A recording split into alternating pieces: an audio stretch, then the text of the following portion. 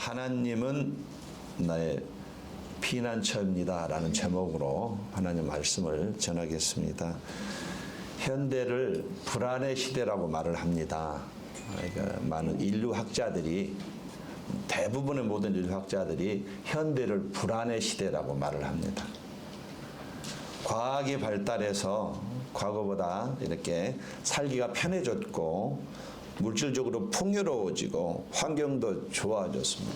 인프라도 많이 좋아졌음에도 불구하고 오히려 날이 갈수록 현대사회는 불안이 점점 가속되고 있다. 이것이 인류 학자들께서 이렇게 모두가 한 얘기입니다. 10대는 학업에 대해서 또 이렇게 입학하는 것에 대해서, 입시에 대해서 불안해한다고 합니다.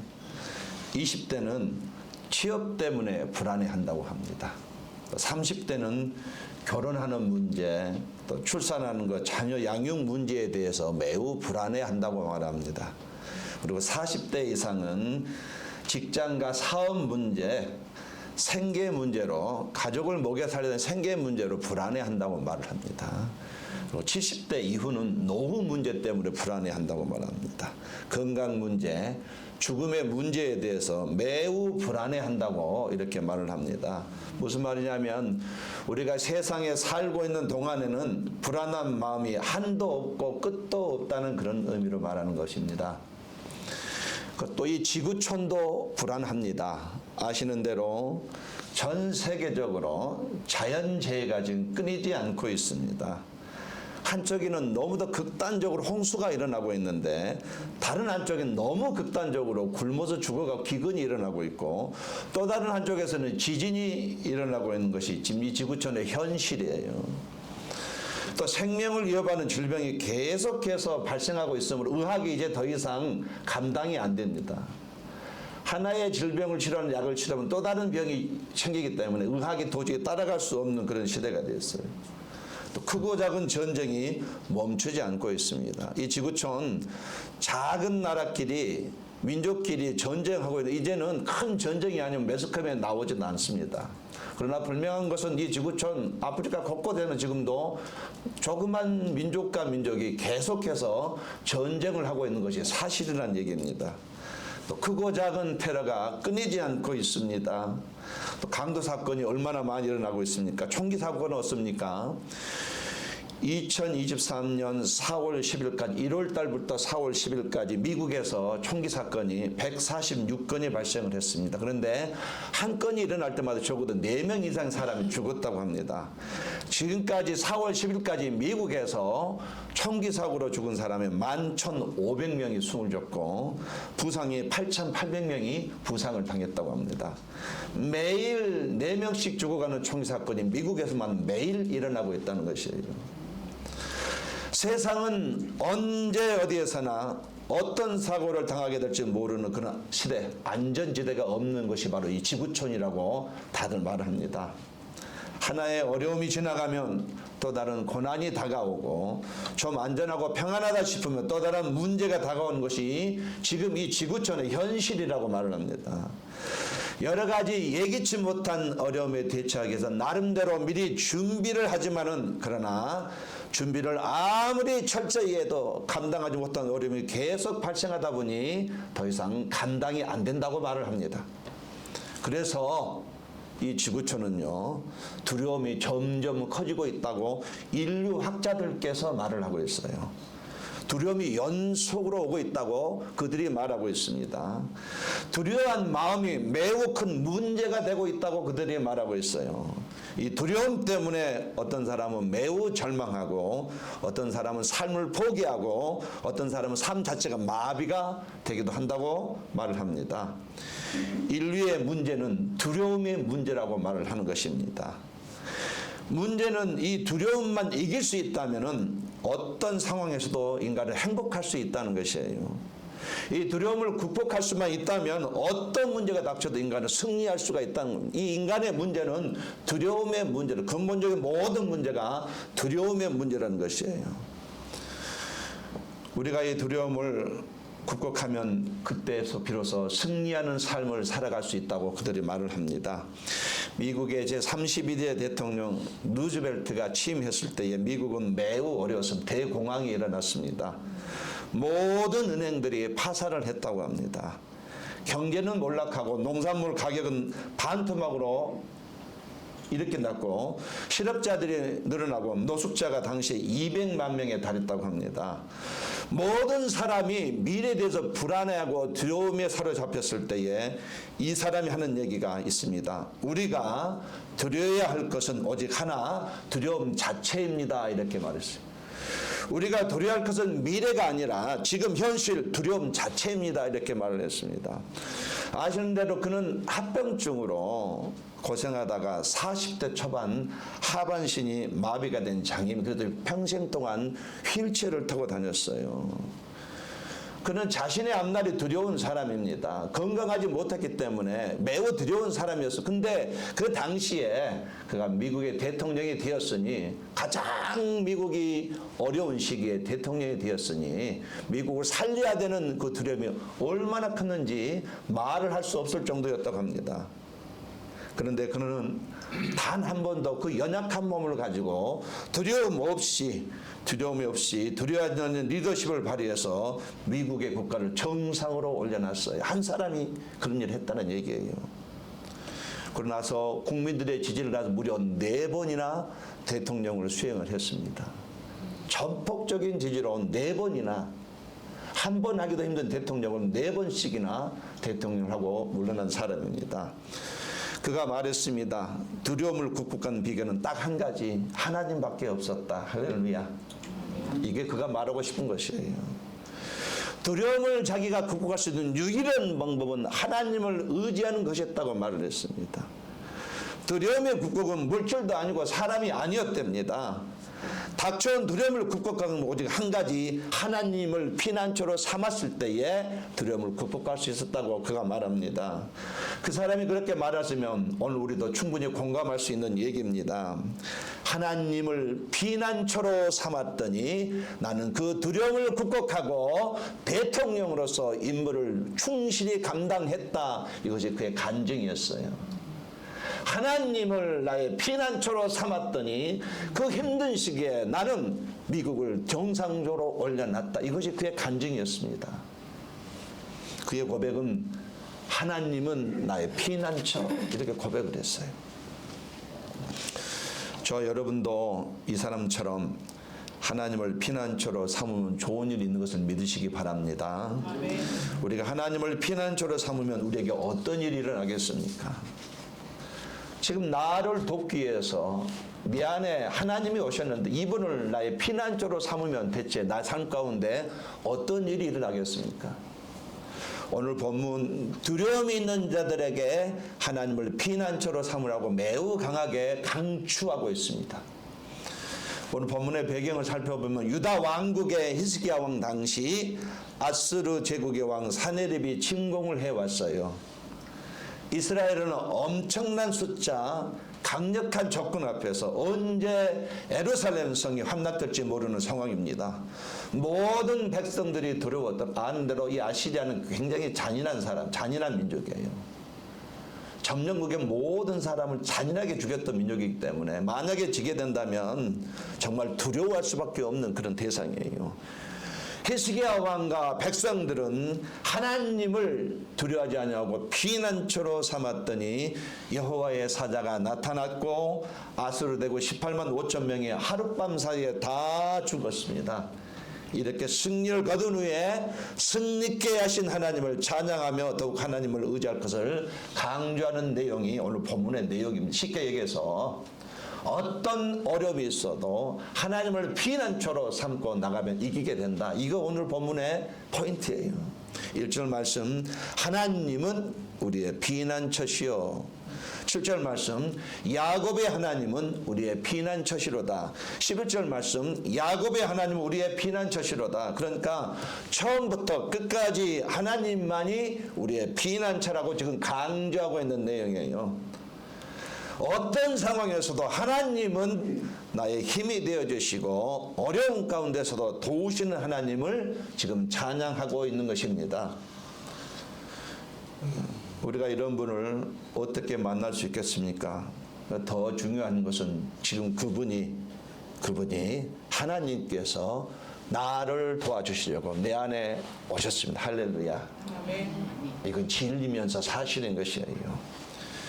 2절 3절 말씀, 그러므로 땅이 변하든지 산이 흔들려 바닷 가운데 빠지든지 바닷물이 솟아나고 뛰놀든지 그것이 넘침으로 산이 흔들릴지라도 우리는 두려워하지 아니하리로다. 어떤 자연재해가 와도 하나님을 피난처로 삼으면 안전하다, 이런 뜻입니다. 쉽게 얘기해서 천지가 개벽을 한다고 해도, 하늘이 무너진다고 해도, 우주가 무너진다, 폭삭 주저앉는다고 해도 하나님을 피난처로 삼으면 우리는 안전하다, 이 얘기를 하는 것이에요. 8절에서 9절 말씀, 와서 여호와의 행적을 볼지어다. 그가 땅을 황무지로 만드셨도다. 그가 땅 끝까지 전쟁을 시게 하시며 활을 꽂고 창을 끄르며 수레를 불사시는다. 전쟁의 주인도 하나님이시고 전쟁을 그치게 하신 것도 하나님이시래요. 평화를 주시는 것도 하나님이시고 안전하게 하시는 것도 하나님일 뿐이라고, 오직 하나님 한 분만이 그 일을 할 수 있다는 것이에요. 하나님만이 언제나 우리의 완전한 피난처가 될 수 있다, 이런 의미를 말하는 것이에요. 10절 말씀에 이르기를 너희는 가만히 있어 내가 하나님됨을 알지어다. 내가 문나라 중에서 높임을 받으리라. 내가 세계 중에서 높임을 받으리라. 인간적인 방법으로 문제를 해결할 것이 아니라 웬만하면 이 문제를 해결하는 존재는 하나님뿐이라는 것을 꼭 깨달으라, 이 말씀입니다. 우리가 인생 가운데 어떤 문제가 있어도 자녀의 문제가 있잖아요. 가정의 문제가 있거든요.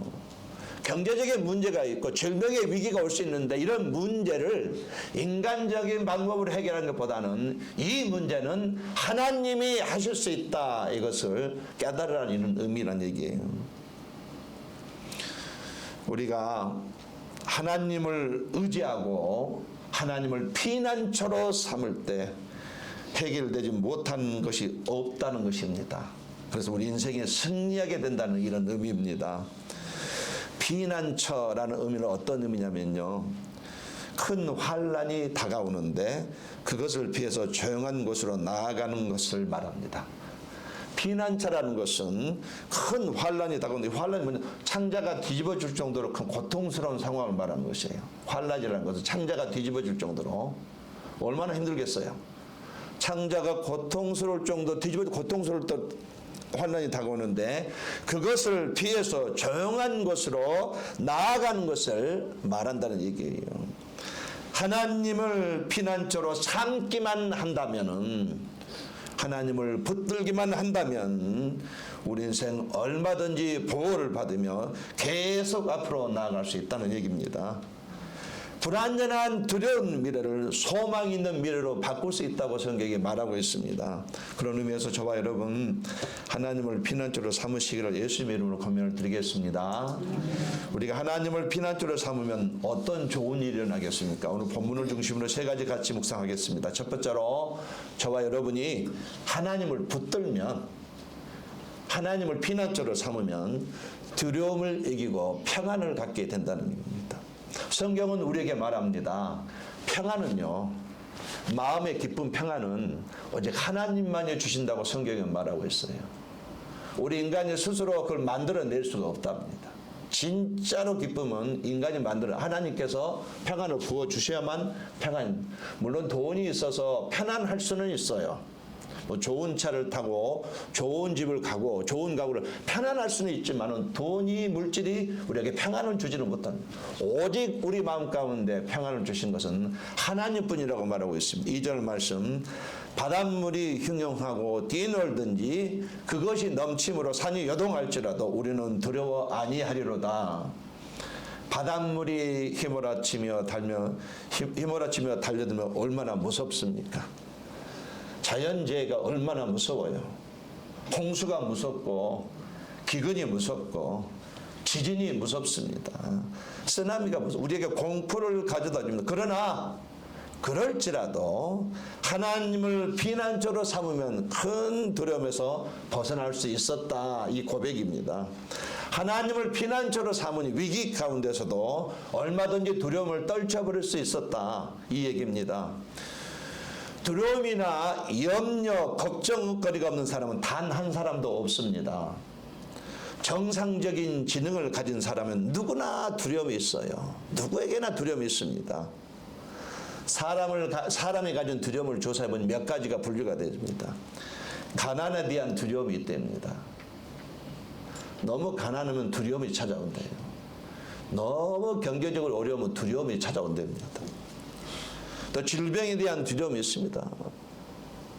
우리 이민 사회에 그러잖아요. 이민 와가지고 정말 등골이 휘도록 일했어요. 자식들 다 이제 출가시키고 이제 쉴만 하니까 어느 날 몸이 아파서 가보니까는 암 3기 그런 분들이 얼마나 많습니까?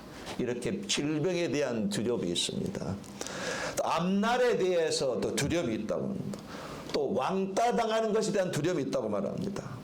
또 온갖 범죄로 인해서 두려움이 사로잡혀 있다고 말을 합니다. 또 죽음에 대한 두려움이 매우 크다고 말을 해요. 이런 불행이 내 자신이나 가족들에게 닥치면 어쩌나 하는 또 두려움이 염려로 마음을 졸이고 사는 것이 바로 현대인들의 삶이라고 말합니다. 한마디로 현대인은 두려움에 민감한 삶을 살고 있다는 것이에요. 이 두려움을 해결하고 평안을 가지려면 어떻게 해야 되겠습니까? 히브리서 2장 15절 말씀, 또 죽기를 무서워함으로 일생에 매여 종노릇하는 모든 자들을 놓아주려 하심이니 두려움은 오직 하나님만이 해결해 줄 수 있다. 이 말 뜻이에요. 하나님이 두려움에서 치유하게 해주시고 우리에게 평안을 주신다. 이 말씀입니다. 두려움을 이기게 하는 분은 하나님 외에 없다. 이렇게 말을 하고 있는 것이 동의하시면 아멘 하시겠어요? 내가 배짱이 있고 깡다구가 있어서 두려움이 일 것 아니랍니다. 정말로 큰 공포와 두려움은 하나님만이 해결해 주셨다는 것이 성경의 가르침이에요. 공부를 잘하는 학생이 있었습니다. 머리가 똑똑하고 여학생이었어요. 공부를 매우 잘하는 학생이 있었습니다. 평상시에 정말 공부를 잘해요. 평상시에 공부를 너무 잘하는데 그러나 시험만 보면 괜히 두렵고 떨려서 성적이 나오지 않는 사람이 있어요. 평상시에 너무 공부를 잘해요. 우등생이. 근데 시험만 보면은 두렵고 떨려서 답안지를 제대로 못 써가지고 성적이 생각만큼 안 나온 사람이 있어요. 그 어머니께서 목사님을 모셔다가 예배를 드렸습니다. 목사님이 말씀을 펼쳐 보이고 물었습니다. 디모데후서 1장 7절 말씀, 하나님이 우리에게 주신 것은 두려운 마음이 아니요 오직 능력과 사랑과 근신하는 마음이니, 하나님은 두려움을 주시는 분인가 아닌가 물었더니 그 학생이 아닙니다. 하나님은 두려움을 주는 분이 아닙니다. 대답했습니다. 그러면 두려움은 누가 주니? 물었더니 두려움은 사탄이 주는 것입니다. 정확하게 대답했습니다. 두려움을 가져다 주는 누군가를 정확하게 알고 있었어요. 그러고 나서 목사님이 기도해 주었습니다. 예수 이름으로 명하노니 이 아이를 두렵게 하는 것들은 떠나갈지어다. 예수 이름으로 명하노니 이 아이를 두렵게 하는 악한 영들은 무저갱에 들어갈지어다. 선포 기도를 했습니다. 그 학생이 아멘 했어요. 그 다음부터는 시험을 볼 때 진짜로 두렵지 않았답니다. 편해졌다. 그래서 시험을 잘 보게 되었고 지금은 의과대학에서 공부를 하고 있습니다. 두려움은 하나님이 극복해 주신다는 것을 말하는 얘기예요. 우리 스스로 두려움을 극복할 수 없다는 얘기예요. 하나님을 저와 여러분이 피난처로 삼으면은 이 두려움 그때 비로소 이길 수 있다는 것이. 그러므로 두려움을 가지고 하나님께 나가야 되는 것이에요. 나 혼자 발만 동동 걸을 것이 아니고 어떻게 되겠지가 아니고 운운하고 연거는 거 아니고 이 두려움을 가지고 하나님 앞에 나가서 하나님 나 두려워요. 행여나 내가 병이 걸렸을까 두렵습니다. 나의 앞날이 불안하고 두렵습니다. 이렇게 하나님께 나가서 쏟아놓을 때 그때 하나님이 최소한 그 두려움에서 나를 자유하게 해주신다는 것이 성경의 가르침인 것입니다. 두려움을 하나님 앞에 쏟아놓으시기를 예수님으로 고민을 드립니다. 두 번째로 저와 여러분이 하나님을 피난처로 삼으면 기도하는 삶을 살게 된다고 성경이 말하고 있습니다. 정말로 하나님이 나의 피난처다고 여긴다면 자연스럽게 기도하는 삶을 살게 된다는 것이에요. 4절 6절 말씀 우리 같이 읽겠습니다. 시작. 한 시내가 있어 나뉘어 흘러 하나님의 성 곧 지존하신 이의 성소를 그르게 하도다. 하나님이 그 성 중에 계시되 성이 흔들리지 아니할 것이라. 새벽에 하나님이 도우시리로다. 문 따라가 떠들며 왕국이 흔들렸더니 그가 소리를 내시에 땅이 녹았도다. 하나님이 함께 계시는 한 어떤 나라가 이스라엘을 위협할지라도 이스라엘은 안전하다 이런 의미예요. 새벽에 하나님이 도우시리라. 다 잠을 자는 시간에 그래서 기습을 당할 위험이 있는 시간에도 하나님께서 지켜주심으로 안심이 된다는 거예요. 이렇게 이스라엘 민족이 정치적으로 군사적으로 위기 속에서도 하나님께서는 안전한 피난처가 된다는 것을 말하고 있는 것이에요. 하나님을 피난처로 여기게 되면 어려움 때문에 불안하고 두려움이 찾아왔을 때에 방황하지 않고 하나님 앞에 나가서 기도하게 되는 것입니다. 바로 히스기야가 그런 사람이었어요. 히스기야 왕은 하나님만이 피난처라는 것을 확신하게 되니 그 위기 상황에서 기도했어요. 기도했더니 밤중에 하나님이 천사를 보내셨습니다. 아수르 모든 군사를 다 물리쳐 주셨어요. 하나님이 피난처라 하시는 확신이 바로 위기 가운데서 하나님을 찾게 한 것이에요. 그 두려움을 극복하기 위해서 히스기야처럼 두려움을 가지고 하나님 앞으로 나가서 기도하게 되었다는 그런 얘기입니다. 저와 여러분 하나님을 피난처로 삼을 때에 두려움이 와도 방황하지 않고 하나님을 붙들고 기도하고 싶어지는 것이에요. 믿으면 아멘 하시겠어요? 하나님은 정말로 나의 피난처십니다. 이 사실을 여러분이 받아들이시기를 예수님으로 고민을 드리겠습니다. 이와 같이 첫 번째로 하나님을 피난처로 삼으면 평안을 갖게 됩니다. 여러 번 말씀을 드리면 평안은 하나님만이 주셔요. 행복은 하나님을 통해서만 오는 것입니다. 하나님 밖에는 행복이 없다는 얘기예요. 두 번째로 하나님을 피난처로 삼으면 기도하는 삶이 되게 됩니다. 마지막 세 번째로 저와 여러분이 하나님을 피난처로 삼으면 드디어 하나님의 역사를 경험합니다. 하나님의 도우심, 하나님의 구원을 경험하게 되는 것입니다. 10절 말씀 이르시기를 너희는 가만히 있어 내가 하나님 됨을 알지어다. 내가 열방과 세계 중에서 높임을 받으리라. 기도한 히스기야가 하나님께 조국의 미래를 맡겼더니 하나님이 용사가 되어 주셔서 물리쳐 주셨다는 것. 할렐루야. 히스기야의 그 자세를 보고서 하나님께서 용사가 되셔서 물리쳐 주셨다는 것이에요. 히스기야가 한 것이라는 아무것도 없습니다. 가만히 앉아서 하나님께서 어떻게 하시는가를 구경하는 것밖에 없었습니다. 하나님께서는 자신을 의지하고 그에게 도움을 구하는 자에게 반드시 응답하시며 아무리 위기의 순간이 있다 할지라도 반드시 그를 수렁에서 건져내신다. 이것이 성경의 가르침이에요. 그러므로 진짜 크리스찬은요, 아무리 절망적인 순간이라 할지라도 하나님을 피난처로 삼는 사람입니다. 할렐루야. 좋을 때는 하나님을 의지할 수, 그러나 정말로 목숨이 왔다 갔다 하는 상황에서 하나님을 의지하는 것이 정말로 믿음이라고 말하고 싶어요. 진짜 크리스찬은 다윗처럼 이제 새벽만 되면 모든 게 끝남에도 불구하고 그러나 아직까지도 끝난 게 아니다. 하나님이 아니다. 아니다. 끝까지 하나님을 의지하고 나갔더니 마지막 순간에 하나님께서 뒤집은 역사.